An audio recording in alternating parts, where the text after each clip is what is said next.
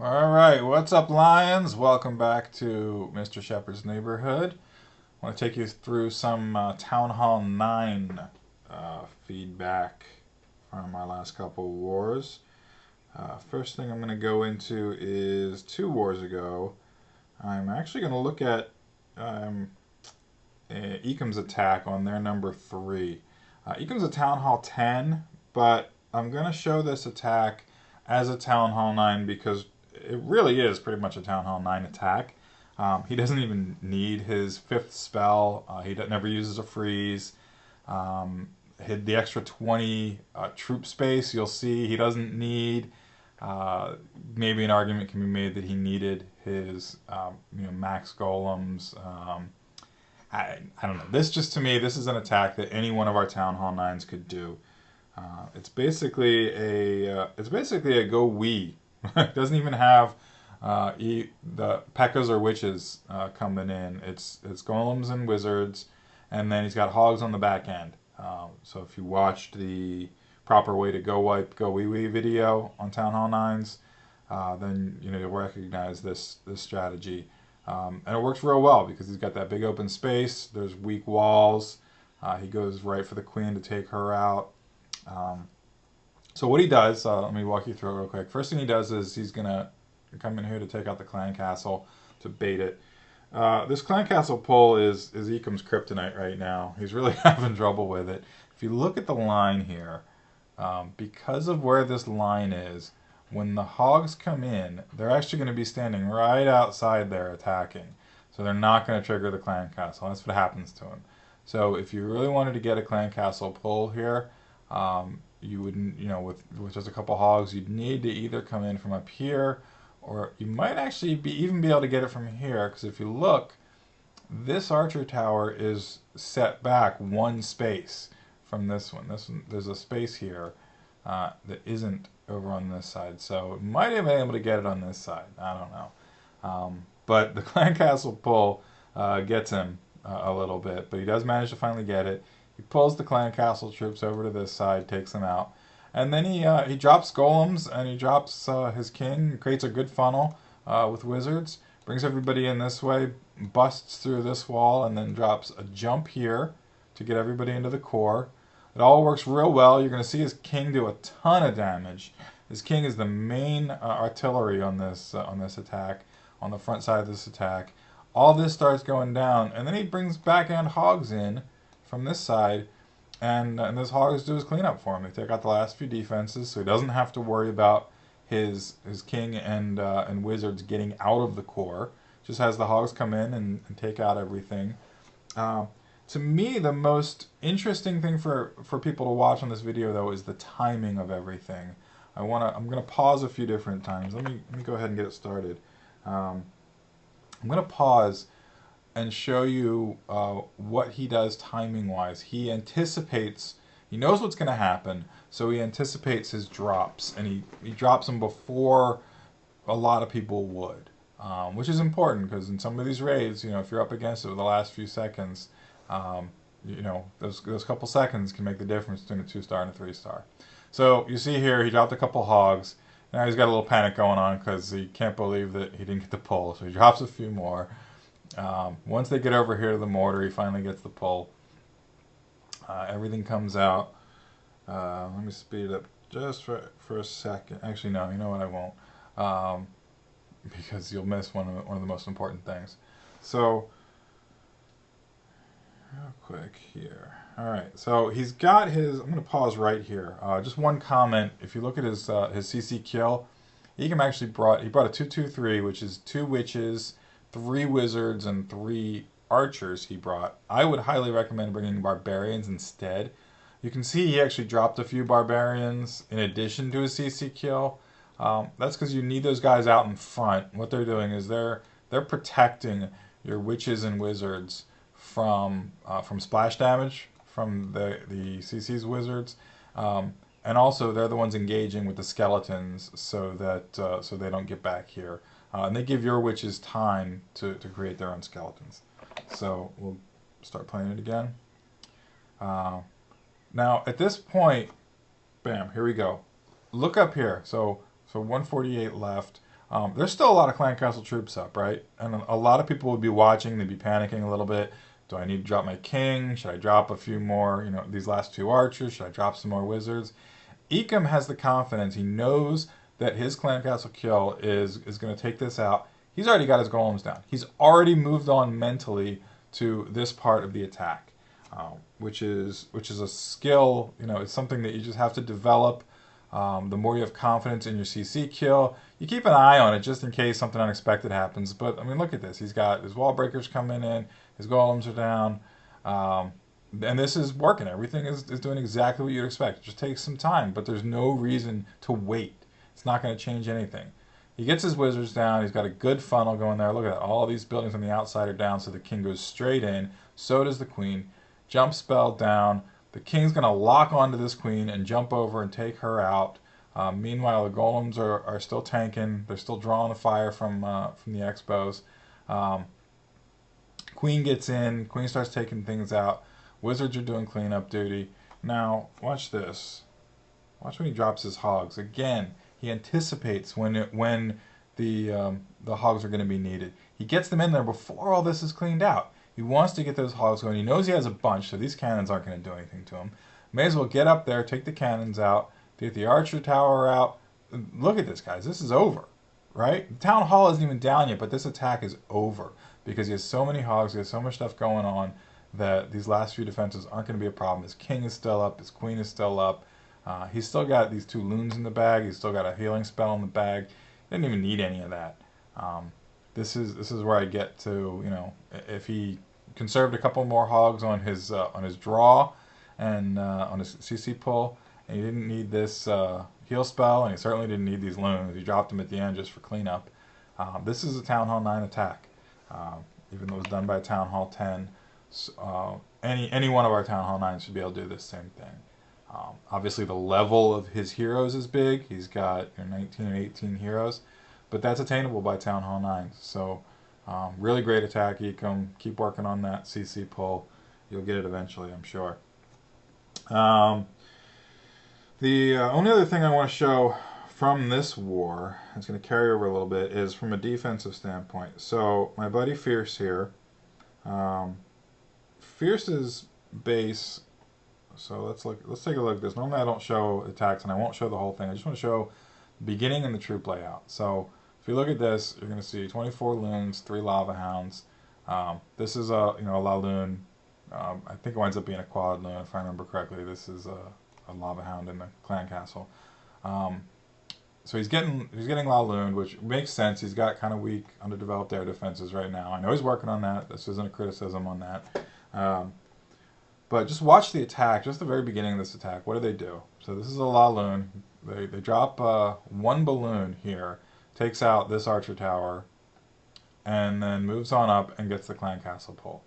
That is a phenomenal trade as an attacker, to start your attack that way, to be able to do a 1-for-1 and get the CC pull out of 5 troop space is great. Now, if we go to the next war, and again we look at the attack on Fierce, we see again a type of a La Loon attack. This is a La Loonian who's got the minions for cleanup, but again it's a La Loon attack. And let's watch the beginning of this raid. Same exact thing, right? This guy drops 2 loons because he's not experienced. He's not sure, that they're gonna be able to take that archer tower down and take out and get the full pull, but he does. So when you see this kind of thing, this goes for Fierce and anyone else. Watch the attacks on yourself, and if you're seeing the same thing over and over again, it means your base has an obvious weakness. So for Fierce, I hope you go in and and move this archer tower, rejigger some stuff, get it covered by air defense if you can, or just move it in. Do something in here, because there's obviously something that these guys who are good with La Loon attacks are seeing, and they're getting 3 stars on him, and let's make it a little harder on him. I'm going to show 2 attacks from this war from us real quick. So So the first one I want to show is Jason's. He had to know this was coming. This is a heartbreaker of an attack. This is a hog attack. And what he winds up doing is he draws out the clan castle. I think he sends in from here, if I remember correctly, to draw out the clan castle and pulls them, I want to say, over here to take them out. And then he sends in the golem and his king and wizards and everyone to take out the queen.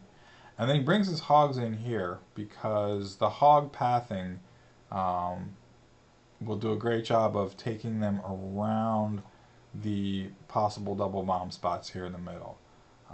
What winds up happening is they come in, there's Teslas I think pop here, and they totally avoid the double bombs as the hogs work their way through the base. They do wind up setting off a couple over here, but it doesn't matter, the raid's over at that point. The one thing that Jason does wrong on this, and this is the kind of thing that we've all done wrong at some point, is his cleanup troops. When he drops his wizards. So we'll watch his attack here, and I'm going to keep an eye on his wizards and show you what I'm talking about, and how he just barely misses getting 3 stars on this one. So he's got the pull. He drops his archers and I think a couple wizards to take out the. Maybe just use this. Yeah, that's right. He uses archers and his queen to take out the clan castle, which is great. I mean, that's a perfect use of the queen in a Town Hall 9 hog attack.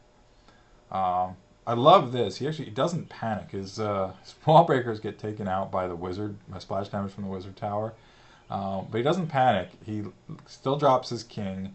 I think he still makes his funnel. I hope he still makes his funnel. Oh, there we go. Yeah, gets his wizard down to wizards to make the funnel, make sure the king goes in. And the king actually winds up busting through the wall because he's already locked onto the queen. He wants to get in there and take her out. So there you go. And then once the queen is down, his king is actually going to wind up taking these 2 defenses down, which is why his hogs don't have any reason to go over here. So hogs come in. Let me clear this out so you guys can watch this clean. Hogs come in. He just drops a flood of hogs. He doesn't panic on when to get his first heal down. You know, they're not under a whole lot of damage right there. So he gets his first heal down over the air defense, which is great because he knows they're going to be there for a while, and also that king's going to be beating on him.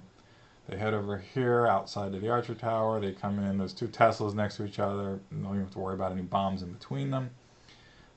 Here is where, so when you are doing a hog attack, you don't want to get caught watching your hogs. You do still have to watch them for where to place heals, but you have to remember all this kind of stuff on the outside that you're going to have to get to eventually. You may run out of hogs. You may only have 1 or 2 left at the end of the raid, and they won't be able to do a lot of cleanup for you. So he's got this one wizard over here doing a little bit of cleanup. I think he gets hit by a bomb or something. But Jason's got these 4 wizards, and what does he do? He drops all 4 of them at once. And where was it? Up here. Up here is where he drops all 4 of them together instead of spreading them out. So what happens is these 4 little wizards start walking around the base, and they take all the stuff down. Meanwhile, you see the hogs. He still has 2 heals left, plenty of hogs. There, some hit the spring trap. It gets that heal down. You know, all that's left really are the Teslas and Expos. You can see here, double bomb set goes off, takes a couple more out. But he's fine. He's got plenty of hogs still. Get the last heal down. Go in there. Now, if he had a wizard over here, if he had a wizard down here at this point, instead of all 4 of them being grouped together, they'd be doing cleanup. They'd be taking down a lot more buildings as opposed to taking down fewer buildings faster. So you look at the little timer here. You see how his hogs are going. His hogs are going to go in bunches. They're not really going to split out too much. They'll take stuff down quickly, which is nice. But you can see what's happening. And if we speed this up, you're going to see Jason's heartbreak at the end of this raid because he just doesn't have enough time. And the only reason he doesn't is because he dropped all those wizards in the same spot. So something that hopefully everyone can learn from Jason's mistake. I know Jason will never do it again. You got to pepper those wizards around the base as the defenses go down, so that you can get the full cleanup in time. The last replay I'm going to show you real quick is Frodo's on number 5. I love this attack because Frodo's getting real good at Go Laloon. And what he winds up doing. So the principle of Go Laloon, I'm actually just going to start playing it and talk over it. The principle of Go Laloon is you need to use your heroes and your golems and whatever kind of, whatever wizards, witches, whatever kind of force to get down the defensive queen, two of the defensive air defenses, and the clan castle. And then you take everything else down with lava hounds and loons. So he sends in 2 golems to draw fire. He sends in wizards and his queen, his king, to take out that queen and some wizards. And once all that is down, he winds up starting the Laloon part of the attack from up here. He comes in. I normally wouldn't do a Laloon from, with the air defenses this close together. I'm actually not that good at Laloon though, so I would trust Frodo at this point to come up with his own strategy. But also I think part of the reason he gets away with it is these are a little underdeveloped. I think these are level 6, level 5, level 6 air defenses, so they don't quite do the damage on the hounds as fast as they normally would if they were maxed out for this level Town Hall. But here you go. I mean, he brings in his hounds, he brings in the loons, make sure the hounds hit there around the same time as make sure the loons hit around the same time as the hounds pop, and it's cleanup.